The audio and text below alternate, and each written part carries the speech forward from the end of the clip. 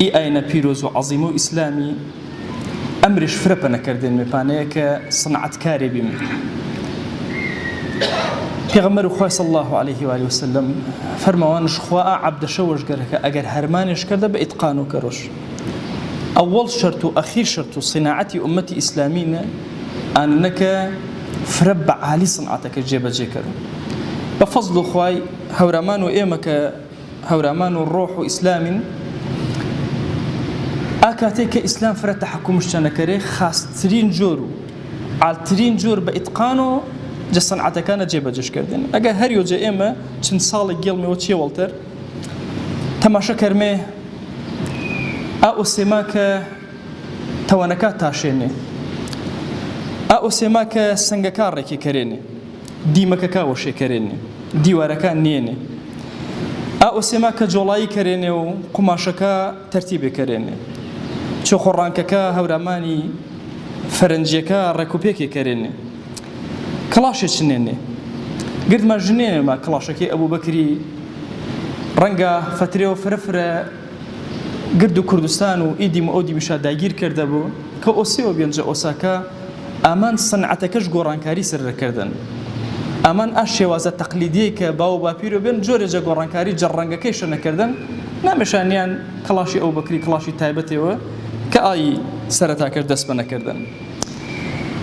ئەگەر بیت تەماشەکەری جە دەف دروستکردەی، جە تەسبیح دروستکردەی، جە گۆچان چەمنای، ئەگەر تەماشەکەری ئاسنگەرەکی و ناڵبەندنەکەی هەورامانی کارد و شمشێر دروستکەرەکەی هەورامانی ئانە دارێ ئانە تەوەرزین دروستکەرێنێ، ئانە کە بزمارەکە هەورامانی تەرتیبێکەرێنێ، ئانە کە ئێنێ قوڵنگەکە چنێنێ، جۆگەکە دروستێکەرێنێ کە ڕەنگە جیهانی ئیسلامینە یۆ چایاگا کە فرەفرە وەڵی کەوتە بۆ جە تەرتیبکردە و یاگێ ئاوێش و جۆگەلاش پێ باخەکەش هەورامان بێ بوو.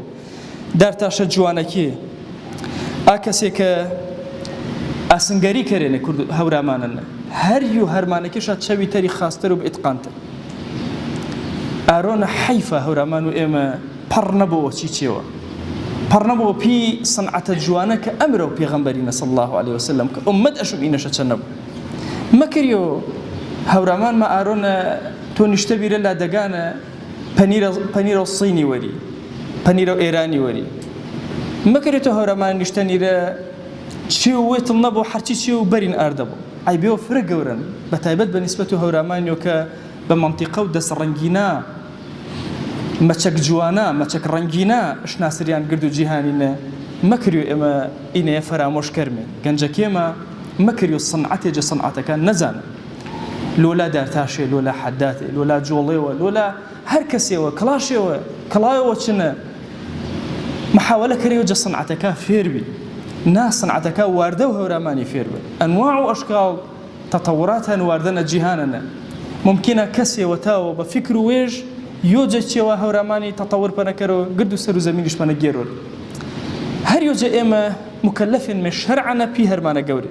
ئەشم جێبەجێش کەرمێ، ئەشم تن و تۆڵێ بێمێ، ئەشم ئا کلتورە جوانە کە هەنمە جارێوەتر زیندەش کەرمێوە و گردی چژینا چوارچێوە شریعەتینە کە شریعەتی داوەوە نەکردن. خواگیان چەنڵ پاڕێمێەوە داواوە نەکەرمێ جارێتر هیممەت گەڵمە پێی گەنجەکامە وزەماوە سەر و سیرک و سنعەتکاری یا رب العالمین.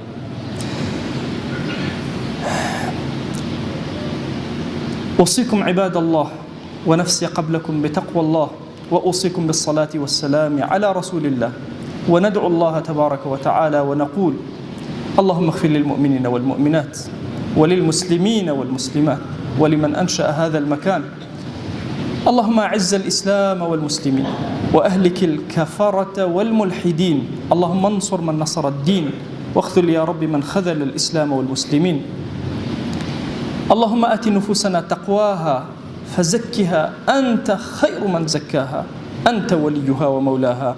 آمين آمين والحمد لله رب العالمين. أقم الصلاة يرحمك الله.